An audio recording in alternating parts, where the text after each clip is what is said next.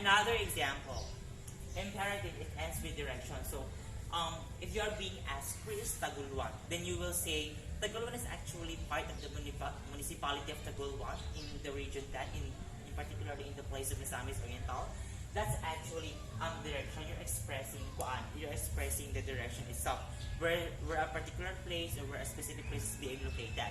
That's imperative. So again, class, declarative ends with period, interrogative ends with question mark, and the third one would be imperative ends with period again. So again, class, they actually have the similarity. We have to talk about declarative and imperative because declarative it ends with period, and at the same time imperative ends with period. Okay, very good. For the fourth one, we actually have here exclamatory, the last but not last. Okay, the last among all. So exclamatory from the word exclamatory, it's just like in, let's just say, in the figure of speech, it's just like part of, I forget the what particular figure of speech it is. Hyperbole. Exclamation point is just like in connection with hyperbole, but the difference is exclamation point, it actually ends with exclamatory actually ends with exclamation point. So for example, hooray, I won. So that exclamation point, it's because it ends with X, and that's exclamatory. What I said earlier, it's actually exclamatory, which is a kind of sentence. It's because it ends with exclamation point. Another thing for you to learn about exclamatory. Exclamatory actually expresses strong emotion.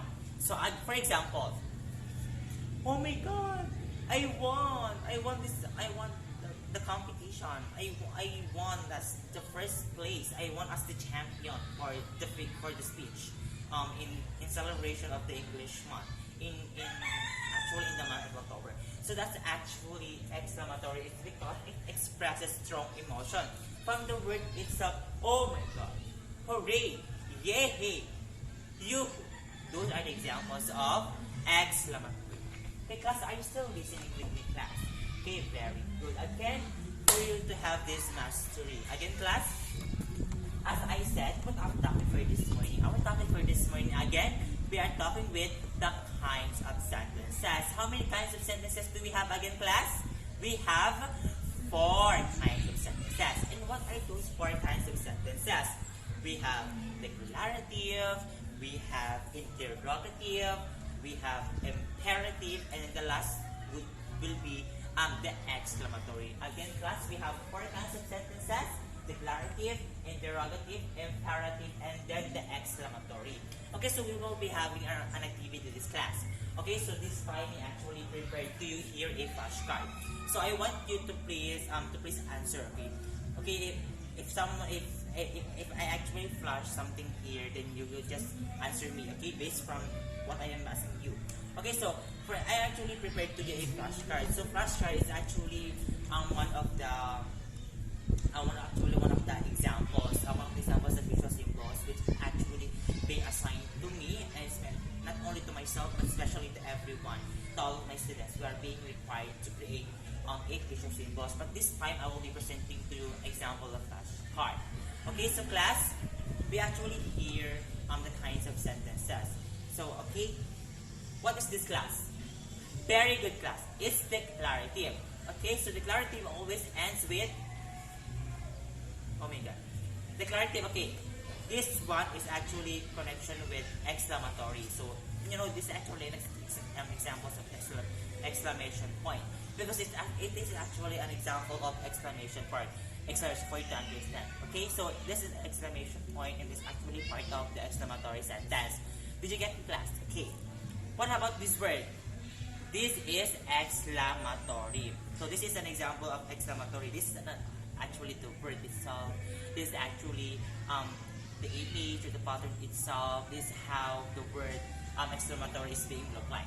That is actually exclamatory. Again, another thing, we have period. So this is actually an end mark, an example of end mark. So again, class, there are so many types of end marks. So this period is actually just one of those. So again, what kinds of sentences we are we will be able to see this period. So we will be able to see this period if we are talking with declarative and then the imperative. Okay, another thing. Imperative. Okay, class, this is the word imperative. Okay, so at least you know what is the spelling of imperative. Another thing. A question mark class. Okay, so as I said, as I explicated earlier, so we were actually talking with the question mark. So now you know, this is an image of a question mark. Okay, class, are you still in the class? Very good. This is a question mark. Another thing, interrogative. So this is actually the word interrogative. This is how the word interrogative is being spelled.